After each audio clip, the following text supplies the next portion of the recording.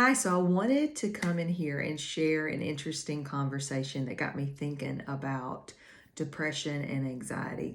So, our 17-year-old son is an eternal optimist. Like, he really sees the silver lining in everything. He was basically born that way.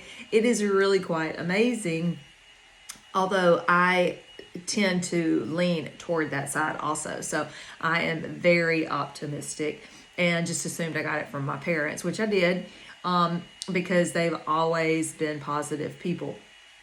And so I had this conversation with my son, though, because he said he didn't know if depression was a real thing. He didn't understand it. And I said, well, be careful just because you don't understand something to just put it to the side, to assume it's not a for real thing. There's going to be a lot of things we don't understand that are real things, and that's okay. I also would say to someone, if you're not an eternal optimist, be careful in saying that's not a real thing either, because it is a real thing. People who are just completely optimistic all the time. I have some friends like that. My son's like that. I am definitely more like that. But I, years ago, felt so similar to him and had thoughts about it. And I was like, I know depression must be real. It's in the Word of God.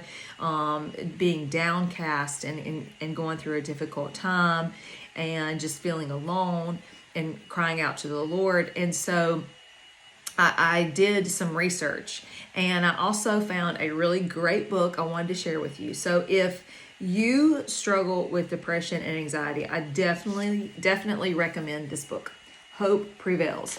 It's by Dr. Michelle, I don't know how to say that last name, Bingston. Anyway, I want to read to you what it says. Let me put my beautiful glasses on right here. This book says, as a board-certified neuropsychologist, Dr. Michelle Bingston believed she was prescribing the most effective treatments for her clients who struggled with depression. But when she experienced debilitating depression herself, she found that the treatments she had recommended weren't helping her the way she expected. She was determined to find out what was missing. With the deep compassion of someone who has been there, Dr. Bingston blends her training and that vital missing piece she discovered to offer you a hope grounded in God's love and grace. She helps you understand what depression is, how it affects you spiritually, and what, by God's grace, depression cannot do. The result is an approach that offers not just the management of symptoms, but the hope of true release. I read this book. It's so good. I have just pages marked and notes that I had written in this. I read this like a few years ago. And the most thing that stands out the most in this book to me is at the end of every chapter, she has a playlist of music that she recommends and that she listened to when she herself went through it daily. And so I was just so amazed at the focus in this book and the fact that she had not experienced it but was helping people through it, and then she herself experienced it and what that caused her to do. So, great book, Hope Prevails. If you're struggling with depression or anxiety, I recommend this book.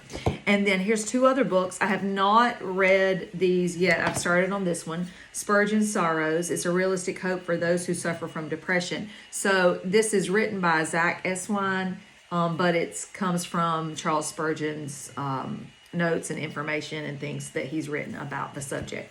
And then this is also good. Christians Get Depressed Too. So I got both of these books from Philip DeCourcy's ministry, which is Know the Truth. I listen to his podcast. I love him. He's Irish, and so I love his accent. But he is now, his podcast is now about depression and things like that. So I'm going to give this book to my son to read because it's small, it's short, so that and I sent him the podcast from today, so that he can get a better understanding. One day he may experience it when he never has before, or he needs to just have a better understanding. But my personal thoughts were, If you are or you struggle with depression, if you're in that and that's something you really struggle with, be very proactive in between those moments of depression. Be extremely proactive of deep depression. I mean, be proactive when you're in the moment too, but be very proactive in between when things are going well, because that's going to set you up for those moments in a better way. They will become less, or they will be less severe.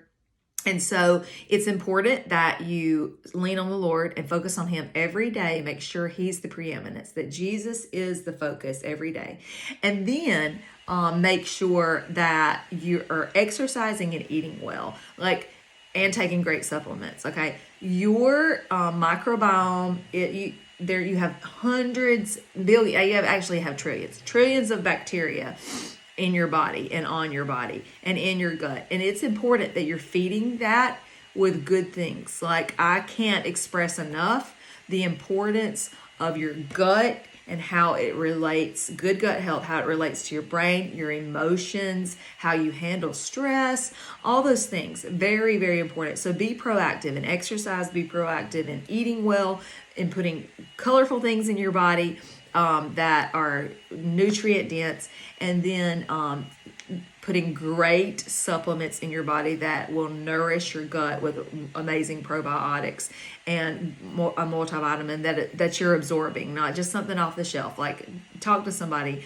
about your supplements. Don't just go buy something. So anyway, these 3 books, again, great reads.